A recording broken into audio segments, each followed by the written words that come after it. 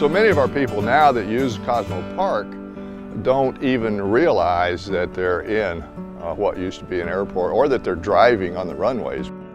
That's the use that people recognize now is as a park. But before that, way back when, it was first an airfield and then an airport.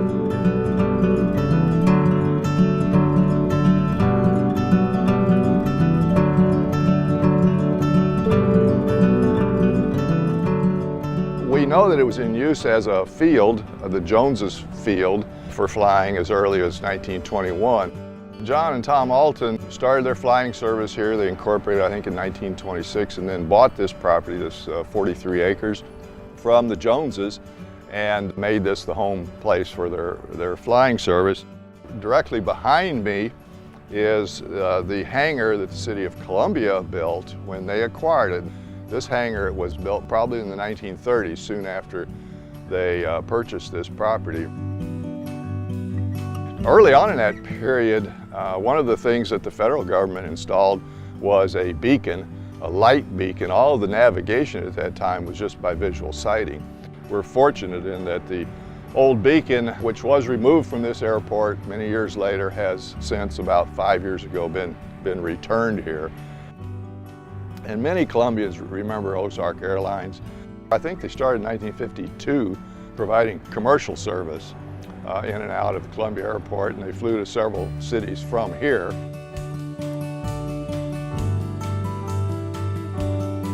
After the entrance of the United States into World War II, then the need for pilot training really became much more imperative.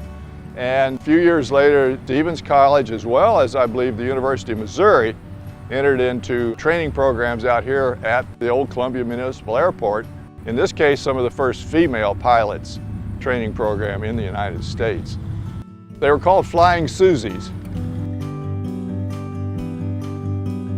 It was the 1960s when this airport really outgrew itself, and we needed to provide a bigger airport to continue to support good growth here in Columbia.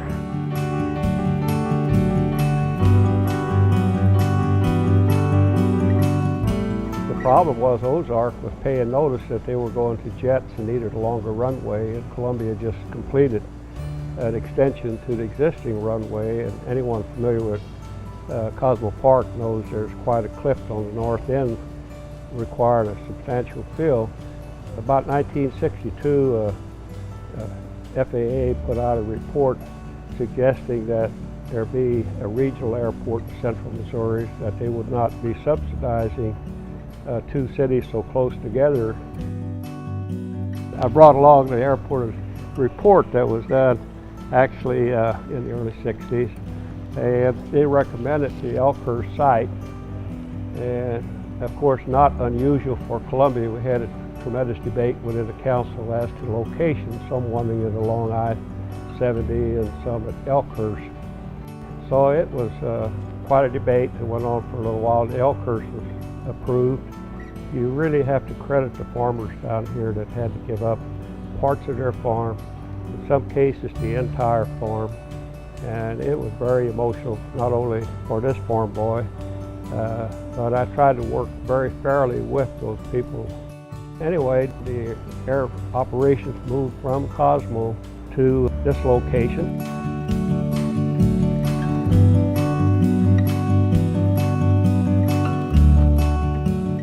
And this is a gateway to our community. There are literally thousands and thousands of people that come to Columbia and mid-Missouri through this airport. With the space that we have, literally we've outgrown it.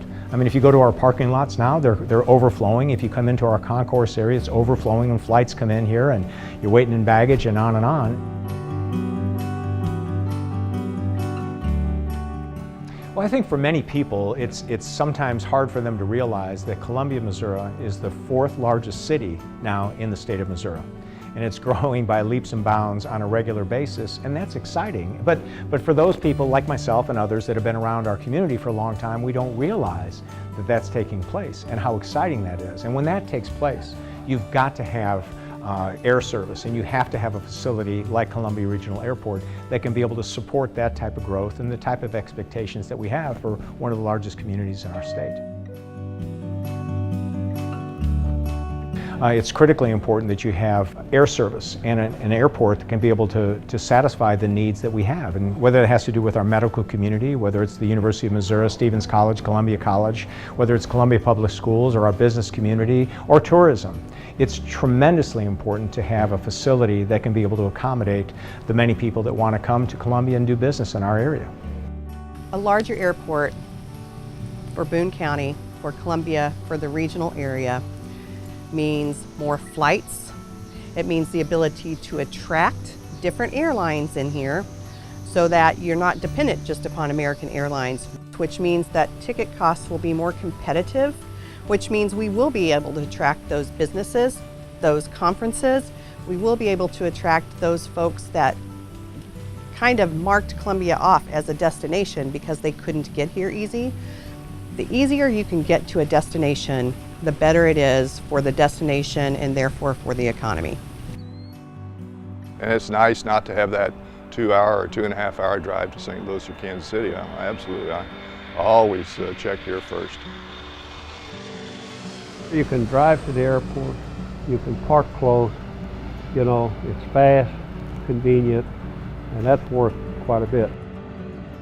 While today we see destinations of Chicago and Dallas, I can see over the course of time that continuing to grow and more destinations and more airlines that are going to see Columbia Regional Airport as being a spot that they want to be.